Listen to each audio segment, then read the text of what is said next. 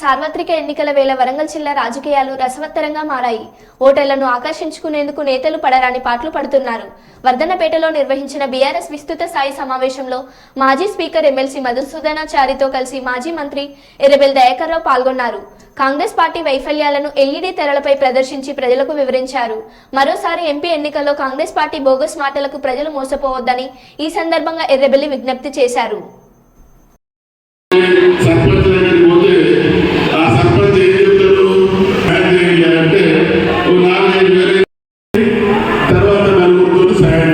ఒక్క assembly seat అయినా గెలిచిందా?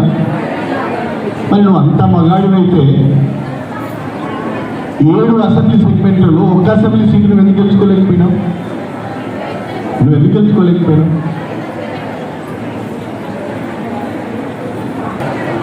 అంత గొప్పవాడివైతే రేపు తెలంగాణలో 17 పార్లమెంట్ స్థానాలు గెలిచి చూపించు. నీ మగతానాన్ని నిరూపించుకో నీ భాషలోనే.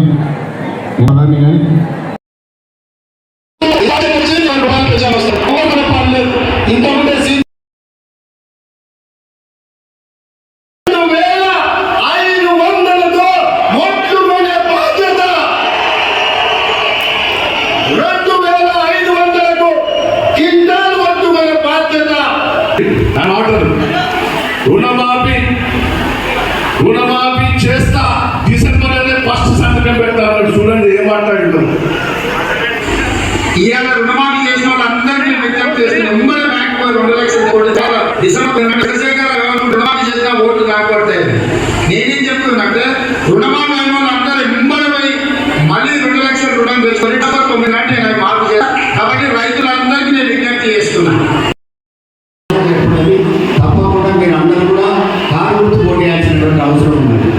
కాబట్టి మీ అందరికీ మరొకసారి మనం చేస్తూ ఉన్నా. మరి దయాకర్రావు గారు 10 అవార్డులు తీసుకొచ్చారు.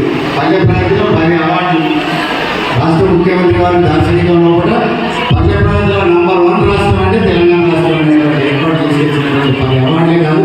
ఇక వాళ్ళు కూడా చెప్పడానికి 10 కానీ 20 పెట్టాలి. 20 పెట్టే కూడా 19 మనకి వచ్చింది. అంటే ఆలోచించాలి. రాష్ట్రాన్ని ఎక్కడ తీసుకుంటారు? బిల్లుల తర్వాత విద్యుత్ చెట్టు కూడా ఆసరా పెన్షన్ల రూపంలో కూడా కళ్యాణ రూపంలో కూడా అనేక ఎక్కువ ఒక రోజంతా గడుపుతున్నాం. ఆ రోజంతా అనేక సందర్భాలను చూసిన తర్వాత ప్రజలందరూ ఒక నిర్ణయం తీసుకున్నారు. పంటలు పండకపోతే, నీళ్లు రాకపోతే, ఇక్కడ అన్ని సంక్షేమ కార్యక్రమాలు అన్నీ ఆగిపోతే, పంటలు పండకపోతేనే మొగుళ్ళు చూసి యువత వాళ్ళు ముందుకు వస్తున్నటువంటి సందర్భాన్ని చూస్తూ ఉన్నాం. ఆ ముందుకు వచ్చే వాళ్ళందరూ కూడా తప్పకుండా కాదు పోటీ చేయాల్సిందిగా కోరుతూ ఉంటాం. సిగ్గు లేదు. ఇప్పుడు ఏమంటారు? నీళ్ళు కావాలి. అప్పుడు నీళ్ళు వద్దు వరిపోతలు నీళ్ళు కావాలంటే కేసీఆర్. దయచేసి ఒక్కసారి మనం గుర్తుపెట్టుకోవాలి. కాంగ్రెస్ ప్రభుత్వంలో మనం యొక్క కరెంటు లేదు, కష్టపడ్డాం. మోటార్లు కాలిపోయి, స్టార్టర్లు కాలిపోయి, ట్రాన్స్ఫార్మర్లు కాలిపోయి. ఆ రోజు గుర్తు తెచ్చుకోండి. నీళ్లు లేక ఇబ్బంది పడ్డాం. ఈ ఆకేరు వారిలో శుద్ధ నీళ్ళు ఇప్పుడు కూడా బంద్ అయ్యేది.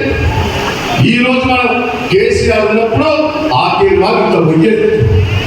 కాలువ నీళ్ళు అలా వదిలిపెడితే మన బాయిలలో నీళ్ళు ఉండేది, బోర్లలో నీళ్ళు ఉండేది. 24 గంటలు ఇచ్చాడు బాబు. అసలు ఓడగొడుతుంది. దయచేసి తను మస్తు జరగాలని చెప్పినట్టు ఆశపడ్డాం. 2000 పెన్షన్ ఇచ్చిండు. ఏ రాష్ట్రంలో 2000 ఇచ్చిందా? కాంగ్రెస్ పరిపాలించే రాష్ట్రాల్లో 400 కంటే ఎక్కువ లేదు.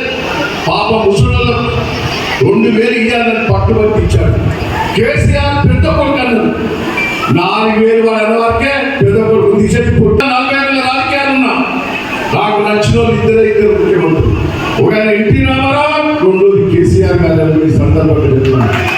ఎన్టీ రామారావు తెలుసు, మా అక్క జిల్లాలో డాక్టర్ గుర్తు పెట్టారు.